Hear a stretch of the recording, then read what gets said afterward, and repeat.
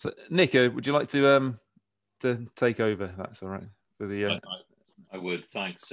Thanks, John. Can you hear me okay? I can hear you fine. Lovely. Okay. Thank you very much. Good morning. My name is Nick Plunkett, and it is my distinct pleasure to chair the next session. So we've got three very interesting and diverse talks, I have to say. I'd like to start by introducing Dr. Deepak Ravindran, who is a consultant in Royal Berkshire Hospital in Reading. Dr. Ravindran is, I think, uniquely placed to give the next talk, which actually follows on quite nicely from the prior talk. And it's in relation to pain services and their response to the COVID-19 pandemic. And it's highly topical, of course, that we include some mention of the COVID-19 pandemic. So Dr. Ravindran is an author and a podcast,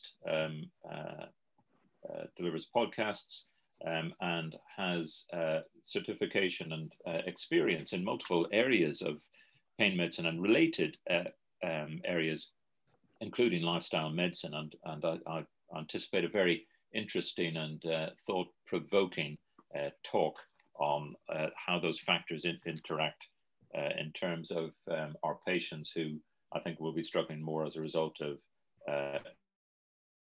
COVID and COVID-related issues. So without any further ado, can I invite you, Deepak, to give your talk? Fantastic. Right, if all of you can hear me, good morning and good afternoon, good evening to whichever part of the globe you're from. Thank you to the North England Pain Group and for the Pain Relief Foundation and Nick for having me on this morning. So I'm just going to share my screen. Nick, just let me know when you can see the screen. Just a minute there.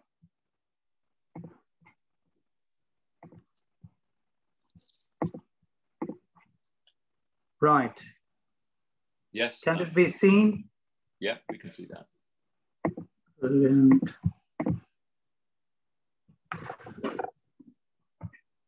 Okay, so once again, good morning to you. And my topic for today, and I thought slightly uniquely placed in terms that I lead one of the long COVID services in the country here.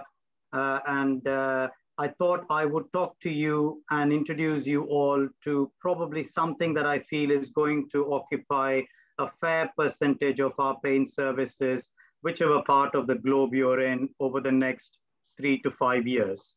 And to a certain extent, I would probably not be too remiss and over exaggerating if I said that that's going to be a different kind of pandemic. And how do pain services, manage this? And how are you going to pivot around to be able to support this group of people when they start presenting to your service if they haven't already started? So my role comes from that I'm the lead for the Berkshire, for the local integrated care system in my area. I'm the lead for the long COVID service. I think if I'm not wrong, I probably may be one of the few pain physicians to be involved in such a way. And I do have qualifications apart from pain medicine. I'm also a certified lifestyle medicine physician with a BSLM, and I'm also musculoskeletal medicine diplomate in there. I'm also the lead for the pain medicine department at my local NHS hospital, the Royal Berkshire NHS Foundation Trust, and managed to put a few thoughts in a book which was released a couple of months ago. So my main thing is going to introduce you to, again, everybody's heard about COVID. India is going through the phase now and it's reducing. The UK statistics are fairly grim. We are one of the Western G7 who have been more significantly impacted. As you can see from the slide here, the right side one is the more up-to-date version as of last week, rather 3 days ago. And you're looking at 4.5 million cases. So that is the amount of cases. Leave the deaths apart at 125. And you can see that we are starting to see the Delta variant creating some waves again in the last few days, as opposed to what it was 4 weeks ago. What does that mean? We now know that COVID-19 is not your typical viral flu. It is a multi-system problem. We're also noticing that there is a difference in how COVID seems to affect people who have been hospitalized, who are sick enough to be hospitalized. But then we're also realizing that actually those who aren't hospitalized are having a different set of symptoms. In fact, it has been called as the puzzle. There are now lots of papers coming out to see, are we looking at a new phenotype of a new disease entity altogether, going to fill up our textbooks and medical education curriculums for the next few years and decades.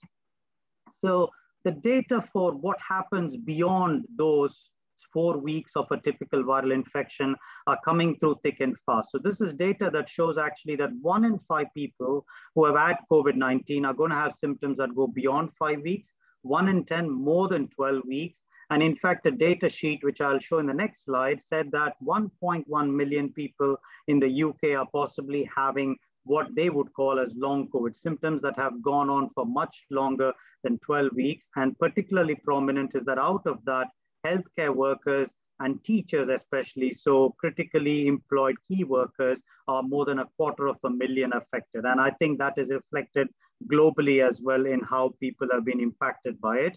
The biggest thing is also, this is all working population. 7 months post-acute COVID-19, we've got up to 45% still not able to get back to proper working, which means that is an economic productivity problem as well. So why all this? Well, the data from April actually documents that if you look at it, 700,000 people in the UK alone have symptoms that have gone on beyond 3 months. So the cutoff point where things start to get chronic. And then the factors that have been identified are, yes, deprivation, health inequalities, pre-existing morbidities do come up there. But this is pretty really robust data indicating that we've got a fairly big problem of people that primary care is going to struggle with, and they have to go somewhere. So why did I get interested? Well, as probably Nick indicated there, I do come with a little bit of a different lens, what I call as a trauma-informed lens, with more of an upstream look at it. I've been with pain services especially. We need to see what else is happening around pain. We understand the biopsychosocial nature of pain.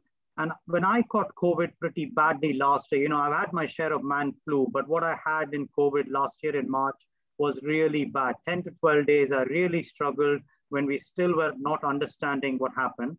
I luckily recovered, but I started becoming aware of my colleagues who were taking longer to recover. And I thought, well, is this a new pattern? Has this been repeated with other viral influences?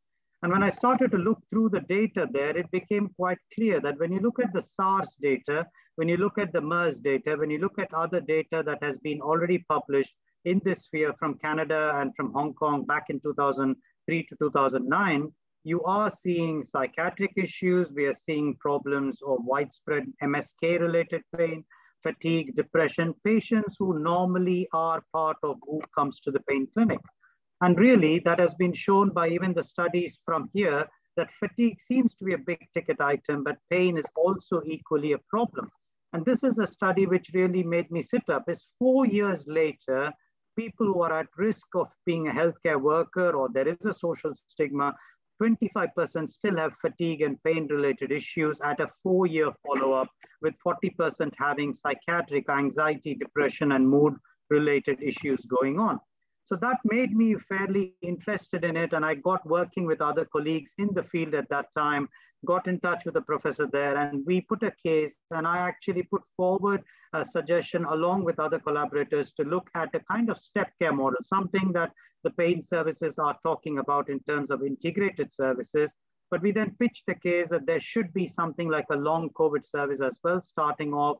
We got the opportunity to take this to the House of Lords, the Science and Tech Committee, and we'd like to think that ours was a set of papers that contributed to finally the NIHR report coming out parallelly at the same time in October, followed by the NHS guidance in November, followed by the NICE guidance that came out for the condition in December, with an indication that a service needed to be in place by December 1st throughout the country.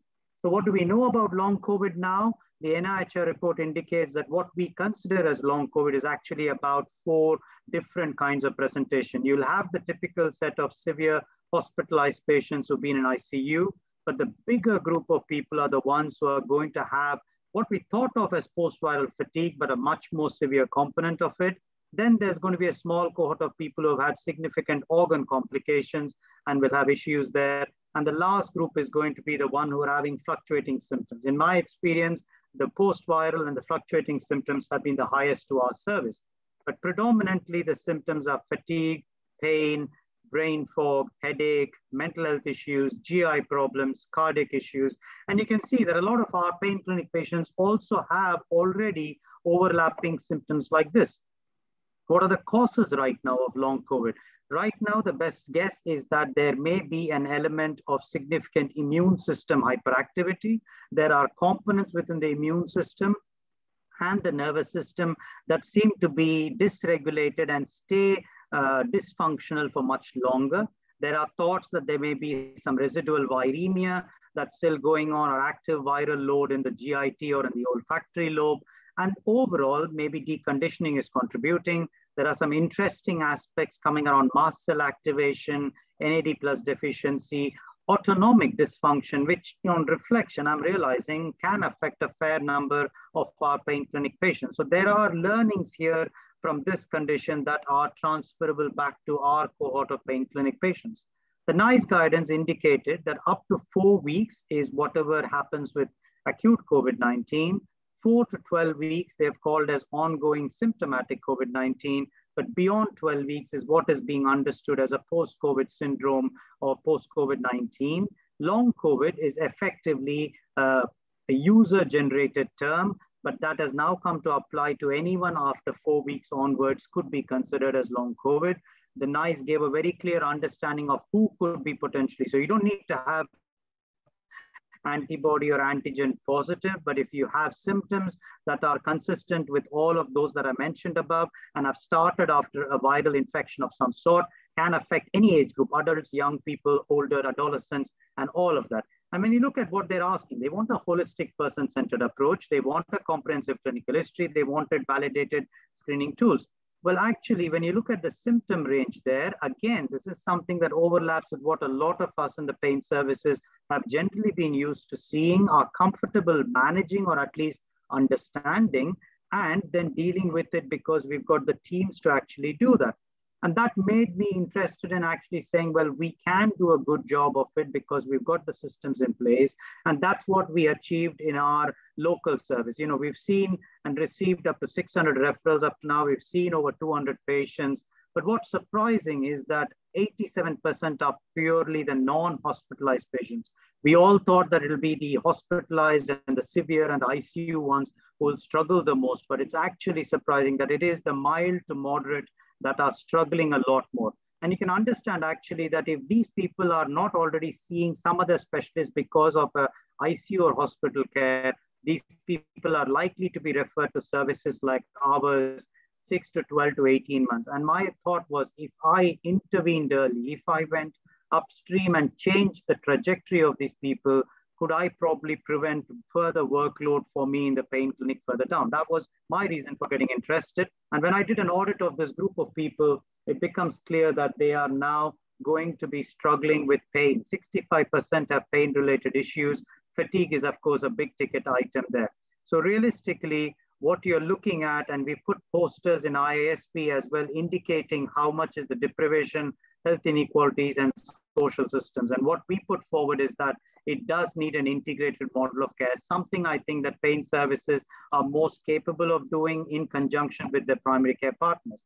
And that is what I'd want to bring to all of you listening to this, is that we already deal with parallel situations like this in fibromyalgia and chronic pain. We are going to be looking at the spinal pain and peripheral pain. And these patients, when they have an MSK kind of pain, it's not that they have an injectable target, but what they need is an integrated biopsychosocial approach, because they will have multiple problems that need mental health support, that need psychological support, that needs integration with community services and collaborative working, something that usually is right up our alley and something that we are fairly comfortable in doing and have already done before. And I think the role of understanding medication, nutrition, exercise, lifestyle, motivational interviewing techniques, behavior change, all of these are things that we probably are best equipped at. So my suggestion would be that in line with thinking about the Lancet editorial from a couple of weeks ago, we need to be rethinking how we can help these people. And that's what I have been able to set up locally as well as a kind of tier 2, 3 setup before they go to other specialists and tier 1.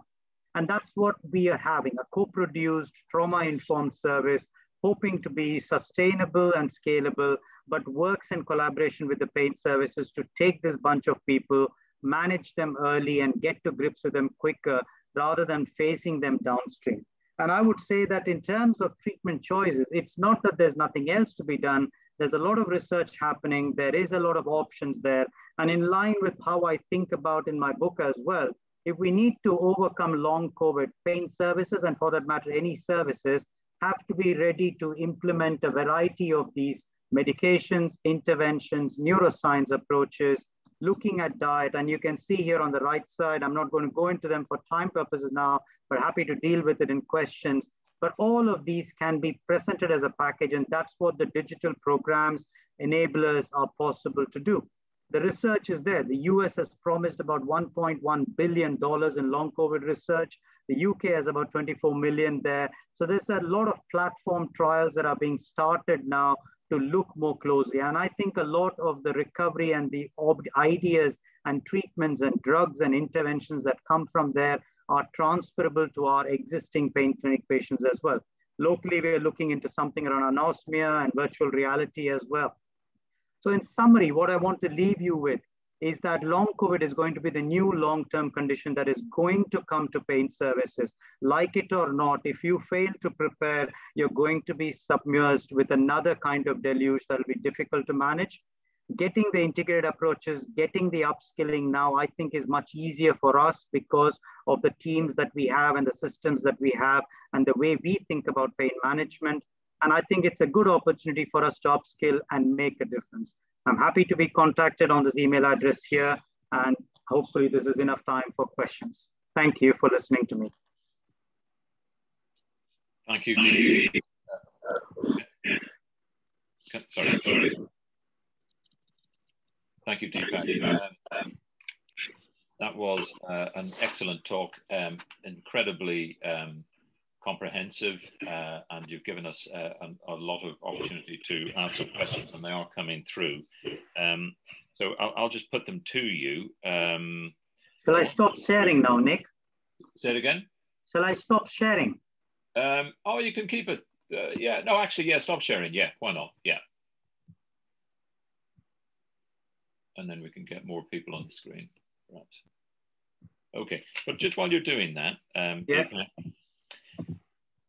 Questions come through. Is there a bias, if you like, in terms of ethnic representation? So, is it more common? Is long COVID more common in ethnic minorities? Is that something that's been looked at? Have you any view on that? Actually, you know what? I probably will share the screen. Hold on, because I've got some data on there. So I think I've taken about 20 minutes. So we do have a little bit of time for questions, isn't it? We do. Yeah, we're well on time. Brilliant. So if I just take it up here to the data that we did. So we did 2 posters as right now today on the ISP Virtual Congress for those who are interested there. So effectively, this is a poster which looked at the first 100 patients that have come through to the service. We did it at the end of March and looked at it there. And the reality is that when the last census was done, 11 to 12% of the UK population was ethnic minorities. If we go by that census data, we've had 19% of the population, the first 100 people that came through, 19% were BAME, ethnic minority. So it would stand out that long COVID appears to be still a higher proportion of people being referred to the long COVID as well. Thank you, Deepak. Other questions coming through. Is there a role for lignocaine infusions as a treatment in this cohort of patients? It's interesting there. My thought would come from this particular point here. So in terms of intervention, if you look at it, I talk about IV lidocaine there. I think it's a possibility because of this concept called as the nets. So neutrophil extracellular traps. So one of the mechanisms by which apparently COVID-19 could cause pathogen engulfing is by releasing these kind of proteins from the DNA that form these nets. neutrophil extracellular traps there, and they engulf the pathogens. Now, it needs to be a tightly regulated mechanism by the immune system, but apparently in some people, it could get dysregulated and lots of nets get formed in various organs. And those then would be almost a netosis. So there are talks that IV lidocaine infusion could help in that way. I think there are a few people looking at it. In the UK, however, lidocaine infusions are generally being decommissioned or not being supported on the NHS. So I guess for your global audience, that is an opportunity to explore. That is something to look at. Maybe it is something, but the research is not yet there, although the biological mechanisms are plausible. Thank you, Deepak. Have you a view on the ideal constitution of the MDT? That's a question that's come through. So what I have, I'll tell you what I have in my service here. So, and that is fairly common throughout most of the 83 long COVID clinics that are being in the UK, is that there is usually some form of a medic presentation. So the ones that are in secondary care, like mine and UCL, definitely do have a medic in place. I have a GP in addition who worked in the respiratory hub, so has a fairly good knowledge and understanding of that. I have a pain and fatigue physiotherapist who manages the fatigue component and the pain component. I have a respiratory physiotherapist for helping with breathlessness and breathing pattern disorder. I have an occupational therapist who helps with the vocational aspect in terms of return to work assessments and help with that there. And then, of course, I have access, and we're trying to work with nutrition and dietitians and salt and language people as peripheral reach out, so that when we do need support, we can bring them in. And we are thinking of now setting up some form of a similar thing to pain management programs. We're thinking of having a long COVID program, which would be more either group consultations or virtual or face-to-face to impart this. And there we might get a couple of other clinicians to dip in if that comes out as a major problem.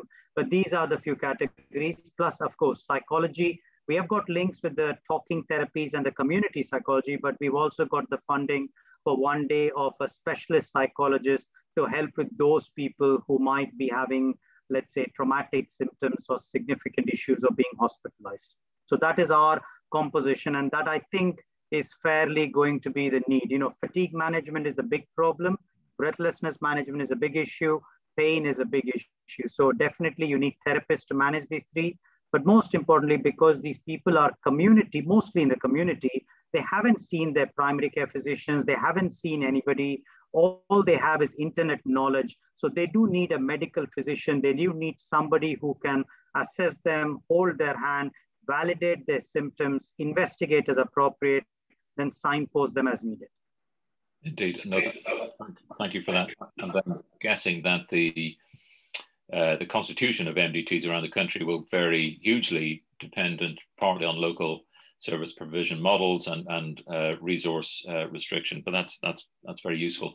Time for a couple more questions. There's one medical. I think, sorry, Nick, just to mention that I think that a lot of them were started initially with the assumption in September, October, when there was a talk there. There was a talk that all of this could be either done in the community or could be done by respiratory physicians, because the assumption was that it will be all respiratory. But my respiratory colleagues here as well have reached out to me initially and said, actually, their pulmonary rehab models don't work that effectively because fatigue and pain becomes a limiting factor. So that's when they said, well, Deepak, we need you to actually work with us on those models. And I would be not surprised that many of the long COVID services in the country, if we reached out to them, there might be ways wherein we could probably offer our expertise, because they will find that that's not really their domain or remit, wherein it is second nature to us. Thank you, Deepak. There is a question on medical cannabis, which is a good one, but so maybe just a quick thought on that, and then we could ask that of our last speaker of the day, who is talking about medical cannabis. So just a minute on that, Deepak, what do you think? Again, there has been some suggestions. I've had a few patients coming to me and saying, yes, it's helping them. My thoughts are that if we look, again, if we go to the root of it, if we think that the endocannabinoid system is the third system in the body regulating our internal milieu as it is, along with the sympathetic and the parasympathetic system, and we accept that CB1 and CB2 receptors are located multiply all over the place, there have been suggestions and findings that confirm that there are CB receptors present on the microglia within the central nervous system. And if we accept that fatigue and cognitive brain fog is a possibility of neuroinflammation, low-grade neuroinflammation, then you can see why endocannabinoids in some people are capable of affecting the microglial function and sort of modifying them or modulating them at the central nervous system level. And that might improve brain fog and fatigue and pain in some patients there. I think the evidence is far from clear, but that is the mechanism in which endocannabinoids or medicinal cannabis could benefit a cohort of these people. Thank you. And another question has come through. In typifying the pain component in patients with long COVID, what do you feel is a dominant mechanism? Do you feel that it's neuropathic or central sensitization, or what's your thoughts? Most likely, in my opinion, it is nociplastic pain, central sensitization. This is due to an overlap of the neuroimmune system, and it is that low-grade inflammatory process that may be occurring at a variety of level in the synapses in the spinal cord, brain, and also at the peripheral tendon or musculotendinous insertions around there. So that's why a lot of joint aches and that come in. So yes, you could go down the route of saying, well, could it have flared up a pre-existing arthritic component or osteoarthritic component? But I think we need to be mindful that this may very well be predominantly nociplastic with some mixed pain components in there, some nociceptive elements probably. Thank you. And Sanjeeva, in fact, has asked a question on the chat, which I noted down as well. Just following on from the previous talk, do you think that you are seeing some presentations which would be consistent with a diagnosis of functional neurological disorder? So my neurology colleagues have been seeing a fair number of these patients, and some of them have come to me and told me, well, Deepak, we're seeing these kind of patients with odd neurological symptoms of pins and needles, paresthesias, and they cannot find anything on MRI head or MRI spinal cord, and they are offering this diagnosis of functional neurological disorder and are referring them on. I think in some ways, I don't fully agree with that diagnostic label because to me, I believe in the concept of nociplasticity and that low-grade inflammation. Because we can't visualize it, I am not very fond of saying that's FND, because as the previous speaker and the Q&A was showing, the services are stretched. There isn't a good enough service that can give them the complete picture there. And referring them on to medically unexplained symptom clinics where the wait times are 8 to 12 months, I think there still is a lot that can be done within the components that we have, giving them good advice around, validating their symptoms, nutrition, diet management, neuroplasticity enhancement, looking at pacing and fatigue techniques. There are a few patients who are starting to notice a reduction in the neurological symptoms. So I'm mindful that it's not a diagnosis I want to step to easily, though that is what is being made now. Thank you, Deepak. Just going back to your House of Lords submission, the government has a lot on its plate in lots of different ways, and it's wonderful that you managed to get airtime with them. Do you feel that approach is incredibly important to identify long COVID as a condition that requires proper resourcing and proper recognition? What was the feedback from that? Did you feel that they took it on board, and that was it championed by any particular lord in terms of taking it forward? I think it was a question of right place, right time, Nick. I don't think this on there. I got in touch with Professor Tricia Greenall in Oxford at the time when she was presenting or writing up a paper of that kind.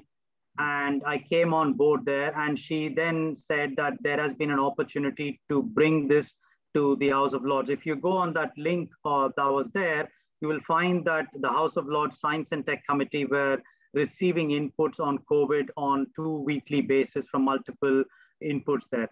And by that time, the public voice had become so significant that they had to make something happen. So we submitted at the end of September, and that was about the last document that was presented to them. And somebody already there had made the decision. So on October 5th, because the way apparently guidelines work, and maybe some of our more esteemed faculty members will be aware, the NHS has got to instruct the Department of Health, who will instruct NICE to say that this needs a guideline. So that was the sequence of events that happened. And I think our document was one of the ones which set the domino in motion for the rest of the things to happen. Maybe I can find out from Prof. Greenhalgh who the professor was, but I was involved in writing of the paper there, but it was Prof. Greenhalgh who took everything forward. Grand. Okay. Thank you. Thank you, Deepak. That was extremely interesting, and it's generated a lot of discussion, and unfortunately we can't get to all the questions.